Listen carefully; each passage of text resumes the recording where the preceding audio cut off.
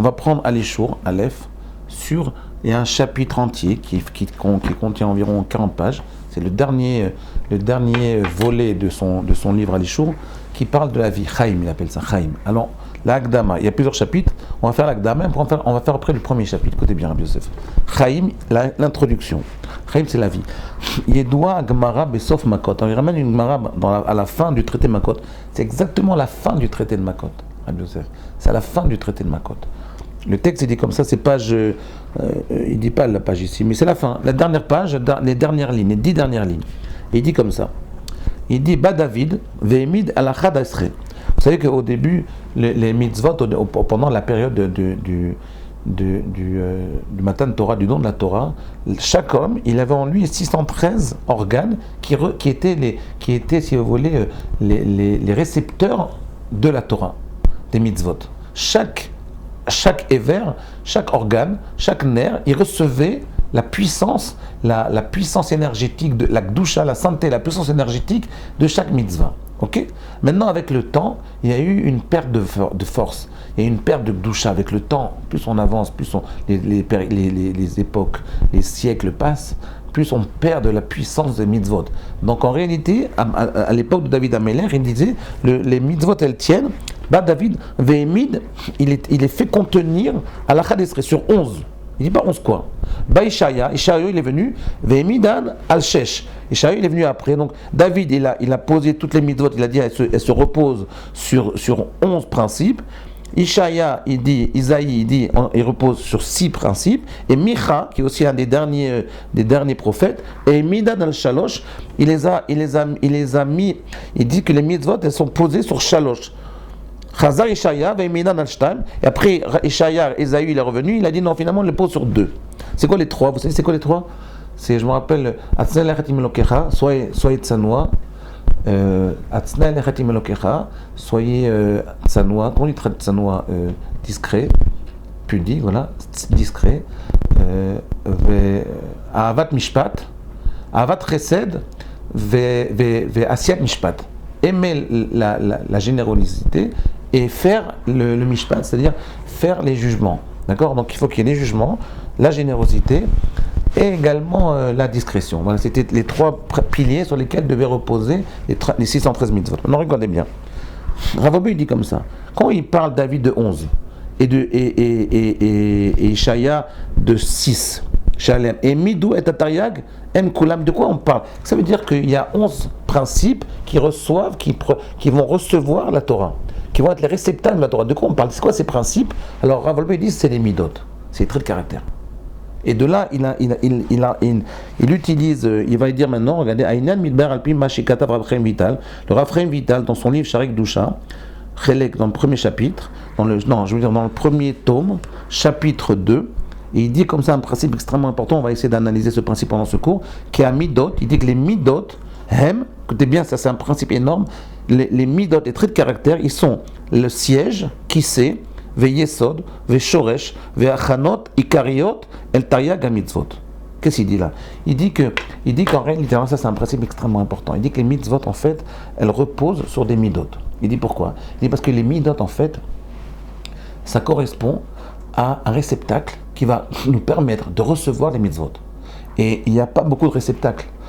Quels sont ces réceptacles? On va après les analyser. Au début, d'après David, il y en a 11 midot. D'après Ishaïa, il y en a 6. Après Micha, il y en a 3. Et après, on va voir, il y a Habakkuk qui va en donner un seul. Mais on va essayer de comprendre, Rabbi Yosef. Écoutez bien ce que je vais vous dire, c'est très important. Il dit qu'en fait, les midot, si vous voulez, c'est le yesod et le shoresh, et la préparation, le fondement et la source de toutes les mitzvot. Qu'est-ce que ça veut dire ça? Ouais, ça c'est une des phrases les plus importantes du Rav Vital, l'élève du Harizal. Il dit comme ça, il dit que les midot, si vous voulez, c'est la réceptacle sur lequel vont s'appuyer les mitzvot. Les mitzvot, ils vont avoir les mitzvot, finalement, quand vous les faites, ils ont une influence sur l'humain. D'accord? Que vous le voyez ou pas, ils ont une influence sur toutes les mitzvot. Mais pour qu'elles aient une influence sur l'humain, il faut qu'elles reposent sur les midot. Si elles ne reposent pas sur les midot, eh bien, elles n'ont pas d'influence tellement sur l'humain. L'homme recevra un salaire, mais il n'aura pas d'influence. Qu'est-ce que ça veut dire, monsieur? Est-ce que vous pouvez m'expliquer ce principe-là? C'est super important. Là, on va essayer de comprendre ici un principe énorme. Regardez, je vais essayer de vous expliquer ce qu'il veut dire. Regardez. Pour l'expliquer, je vais vous ramener un Gaon de Vilna qui est un commentaire du Gaon sur Mishneh, sur le livre Mishneh. Il dit comme ça. Il dit le Gaon, il y a 3 sralim, il y a 3 genres d'intelligence. Il y a une intelligence maasite, pratique, il y a une intelligence marshavtite, qui est de pensée, et une intelligence ionite, qui est d'approfondissement, si vous voulez. Et il dit voilà, l'intelligence maasite, c'est ce qui est pragmatique, ce qui est pratique. C'est la vie pratique réelle, les actes matériels, la matérialité. L'intelligence profonde, c'est la spiritualité. Mais l'homme, il a affaire à quoi? Il a affaire à une intelligence qui s'appelle marshavtite. L'intelligence marshavtite, le Gaon de Vilna, il explique, dans Mishlei, il dit que c'est les midot. Que ça veut dire que les midot, ils sont le siège sur lequel reposent les mitzvot. Je veux dire, ça veut dire. C'est-à-dire, en réalité, la plupart des mitzvot, comment on les fait, Rabbi Yosef, on les fait avec notre corps. Mais elles ne pénètrent pas en nous, les mitzvot. C'est pour ça qu'elles ne génèrent pas énormément d'énergie. Oui, les gens ils me disent, oui, vous savez, normalement, si vous êtes à la Yeshiva, vous étudiez, et normal, ou bien vous faites les mitzvot, donc étudier, c'est pas mal. Parce qu'étudier, déjà, on introduit ça dans l'intellect, c'est un peu plus profond que le corps. Mais si vous faites les mitzvot, vous êtes protégé. Vous voyez bien que c'est pas vrai. Vous voyez bien qu'on n'est pas protégé. Pourquoi? Parce qu'en réalité, les mitzvot, on les fait trop superficiels, trop extérieurs. On a un salaire à ça. Ne croyez pas que chaque mitzvah que vous faites, même si vous pensez complètement autre chose, vous avez un salaire. Il y a un truc. Mais on ne peut pas demander aussi qu'elle ait une influence énorme sur votre être et qu'elle dégage une énergie de Gdusha et de sainteté énorme sur votre être, si vous la faites sans aucune pensée. D'accord? Mais si on nous dit non seulement la mitzvah, il faut la faire avec le corps, il faut également le faire avec une kavana, avec une pensée, mais plus que ça. Il dit, Sechel Marshavtit, c'est les midot. Il faut la faire avec ses midot. Qu'est-ce que ça veut dire? Avec son caractère, avec son essence. L'homme, il doit investir son essence dans la mitzvah pour que la mitzvah le pénètre et elle puisse générer une énergie positive énorme. Une énergie de santé, si vous voulez. Une énergie qui va pouvoir le guérir, qui va pouvoir le protéger. C'est à ce niveau-là que ça le protège. Quand il fait les mitzvot avec son essence. Je vais vous donner un exemple. C'est très théorique ce que je vous dis. Je vais essayer de le ramener à un niveau très très simple. Je vais vous donner des exemples. Regardez. Si vous étudiez les lois de Bassar Vechalav, les lois sur la viande, sur la cacheroute, d'accord?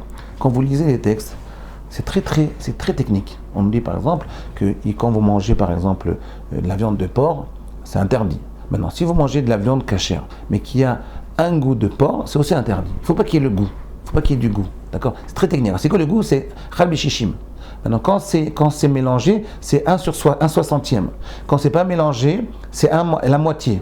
Par la moitié, on peut annuler. S'il y a un rov de cachère, on peut annuler tout. Maintenant, on nous parle également, des fois, dans Khametz de Pessah, c'est 1/1 million, mais 1/1 million, même un petit goût d'1 million, c'est interdit également. Qu'est-ce que ça veut dire? Vous savez que les lois de la cacheroute, le Rambam, il les met dans les Chot Kedusha. Quel rapport? Normalement, tu aurais dû les mettre dans les Chot de nourriture, ou même si vous voulez, et Rodéot même presque à la rigueur. Pourquoi le Rambam il les met dans les lois de Gdusha? Pourquoi? Parce que je vous dis pourquoi. Parce que lui, le Rambam, il a une compréhension midotique des lois de la cacheroute. Lui, il ne comprend pas seulement dans les lois de la cacheroute qu'on doit se séparer du porc, qu'on doit se séparer des animaux impurs. C'est pas ça qu'il dit. Il pense plus que ça. Il dit qu'on ne doit pas les manger, c'est-à-dire qu'on doit s'écarter d'eux. C'est quoi la Gdusha? C'est je me détache d'eux. Je m'attache à la Torah, je m'attache aux mitzvot et je me détache des animaux impurs. C'est quoi je me détache? C'est-à-dire je ne veux pas avoir de relation, pas seulement dans la nourriture, je ne veux pas avoir de relation avec eux. Vous voyez? Donc cette compréhension-là, cette vision-là, de dire je ne veux pas avoir de relation avec. Vous voyez? Ce principe-là, d'accord? Ce principe-là, je ne veux pas avoir de relation avec, c'est une compréhension midotique. Ça veut dire que je ne fais plus les mitzvot de la même façon. Je ne me vois plus maintenant la nourriture comme les lois de la cacheroute, comme des principes complètement secs. C'est des principes qui sont beaucoup plus, qui ont un sens. J'ai donné un sens à mes mitzvot. Je ne mange pas maintenant de la viande de porc, je ne mange pas de la viande où il n'y a pas de hashgacha, de surveillance rabbinique. Pourquoi? Parce que je veux me détacher de ce genre de viande. Je me détache intellectuellement, midotiquement de ces mitzvot, de ces aliments-là. Donc ça devient la Kedusha. Je m'attache à autre chose. Je m'attache à des éléments un peu plus purs, à une étude de la Torah, à des mitzvot. Je m'attache à quelque chose qui correspond à ce que Akadosh Baruch Hu il veut.